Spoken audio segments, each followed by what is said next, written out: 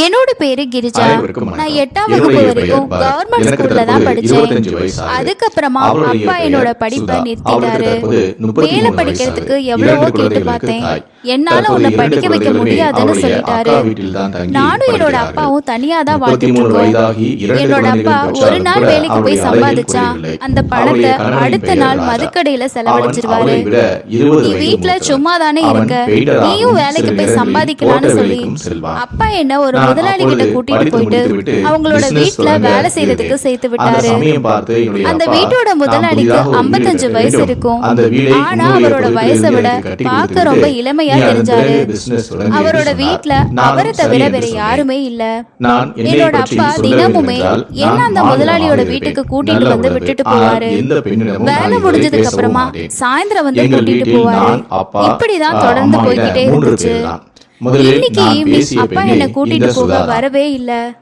நான் ரொம்ப நேரமா அப்பாவுக்காக வாசல்லையே காத்துட்டு இருந்தேன். நான் வாசல்ல நின்னுட்டு இருக்கிறத பார்த்த முதலாளி என்னோட பக்கத்துல வந்து, இன்னைக்கு உன்னோட அப்பா வரமாட்டாருன்னு நினைக்கிறேன், அதனால நீ அவருக்காக காத்திருக்கிறதுக்கு பதிலா வீட்டுக்குள்ள வான்னு சொன்னாரு. அவர் சொன்னதை கேட்டு நானும் அவரோட வீட்டுக்குள்ள போனேன். என்னோட முதலாளி சாப்பிடுற நேரம் அது. அதனால அவர் என்ன சொன்னாருன்னா, வா நீயும் என் கூட சேர்ந்து சாப்பிடுன்னு சொன்னாரு. நாங்க 2 பேரும் சாப்பிட உட்கார்ந்தோம். சாப்பிட்டதுக்கு அப்புறமா நைட்டு அவர் தன்னோட ரூம்ல என்ன தூங்க வர சொல்லி சொன்னாரு. எனக்கு அங்க போக ஒரு மாதிரி இருந்துச்சு. அதனால நான் வரலன்னு சொல்லிட்டு ஹால்ல இருக்க சோஃபாலேயே படுத்துக்கிட்டேன். கொஞ்சம் ஊற்றி கொடுத்தேன். அப்போது பார்த்து அடுத்த நாள் காலையில முதலாளி கிட்ட என்னோட அப்பாவுக்கு போன் பண்ணி வர சொல்லுங்கன்னு சொன்னேன். அவர் உடனே என்னோட முன்னாடியே போன் எடுத்து கால் பண்ணாரு. ஆனா அப்பா போனை எடுக்கவே இல்லை. ஒரு அப்பாவால எப்படி இப்படி பொறுப்பு இல்லாம இருக்க முடியும்? தன்னோட இந்த இளமையான மகளை 55 வயசான ஒரு நபர் கூட தனியா வீட்டுல எப்படி விட்டுட்டு போக முடிஞ்சது? ஈவினிங் முதலாளி கிட்ட கெஞ்சி என்னோட வீட்டுக்கு கூட்டிட்டு போக சொல்லி சொன்னேன். வீட்டுக்கு வந்து பார்த்தா எங்க வீட்டுல பூட்டு போட்டுருந்துச்சு. அப்பா எங்க போனாரு எனக்கு தெரியல. அதனால எனக்கு விருப்பம் இல்லாமயே திரும்பவும் நான் அந்த முதலாளி வீட்டுக்கு போக வேண்டியதாயிருச்சு. கண்ணிமிக்கிற நேரத்துல 15 நாட்கள் கடந்துருச்சு. ஆனா அப்பா என்ன கூட்டிட்டு போக வரவே இல்லை. ஒரு நாள் முதலாளி என்ன மார்க்கெட்டுக்கு கூட்டிட்டு போனாரு. அங்க அவரு எனக்கு தேவையான நிறைய விஷயங்களை வாங்கி கொடுத்தாரு. அது மட்டும் இல்லாம துணி கடைக்கு கூட்டிட்டு போயிட்டு எனக்கு தேவையான புதிய ட்ரெஸ் எல்லாத்தையுமே வாங்கி கொடுத்தாரு. வீட்டுக்கு வந்ததுக்கு அப்புறமா ஓனர் என்கிட்ட, இந்த ட்ரெஸ் எல்லாம் எதுக்காக உனக்கு வாங்கணும்னு தெரியுமா? நீ நாளையில இருந்து ஸ்கூலுக்கு போகணும்னு சொன்னாரு. ஓனர் எனக்கு ஒரு பெரிய உதவி செஞ்சதா அந்த இடத்துல நான் ஃபீல் பண்ண ஆரம்பிச்சேன். நான் படிக்க ஆசைப்பட்டேன். ஆனா என்கிட்ட பணம் இல்லாததுனால படிக்க முடியல. 2வது நாள்ல இருந்து நான் தினமும் ஸ்கூலுக்கு போக ஆரம்பிச்சேன். ஓனர் என்ன அந்த டவுன்ல இருக்கக்கூடிய ஒரு பிரைவேட் ஸ்கூல்ல சேர்த்து விட்டாரு. நான் ஸ்கூலுக்கு போக ஆரம்பிச்சதுல இருந்து ஓனரோட வீட்டுல இன்னொரு வேலைக்காரனை வேலைக்கு வச்சாரு. அவன் வீட்டுல இருக்க எல்லா வேலையும் செஞ்சுட்டு அங்கேயே தங்கிட்டு இருந்தான். இந்த சந்தோஷமான வாழ்க்கையை பத்தி நான் கனவுல கூட நினைச்சு பார்த்ததே இல்லை. ஆனா என்னோட ஓனர் எனக்காக இதையெல்லாம் ஏன் செய்யறாருன்னு நான் ஒரு நாளுமே யோசிச்சதில்லை. இதுக்கு பின்னாடி இருக்கக்கூடிய ரகசியம் விரைவில் எனக்கு தெரிய வர இருந்துச்சு. அதை பத்தி எனக்கு கொஞ்சம் கூட பயமே இல்லை. கண்ணிமிக்கிற நேரத்துல 6 மாசம் ஓடி போச்சு. இப்போ நான் இன்னும் அழகாவும் இளமையாவும் தெரிஞ்சேன். வீட்டு வேலைக்காரன் தினமுமே இரவு தூங்குறதுக்கு முன்னாடி எனக்கு பால் கொண்டு வந்து என்னோட ரூம்ல கொடுப்பான். இதெல்லாம் என்னோட முதலாளியோட உத்தரவினாலதான் நடந்துட்டு இருந்துச்சு. காலையில நான் என்னோட முதலாளி கூட வாக்கிங் உடற்பயிற்சி செய்வேன். இப்படிதான் ஒரு நாள் நானும் ஓனரும் உடற்பயிற்சி செஞ்சுட்டு இருக்கும் போது அப்போ ஓனர் என்கிட்ட வந்து, இன்னைக்கு நான் உனக்கு ஒரு புதுவிதமான பயிற்சியை சொல்லி கொடுக்கறேன்னு சொன்னாரு. முதலாளி எனக்கு அந்த பயிற்சியை கத்துக் கொடுக்க ஆரம்பிச்சாரு. அப்ப வீட்டோட வேலைக்காரன் அங்க வந்தான்.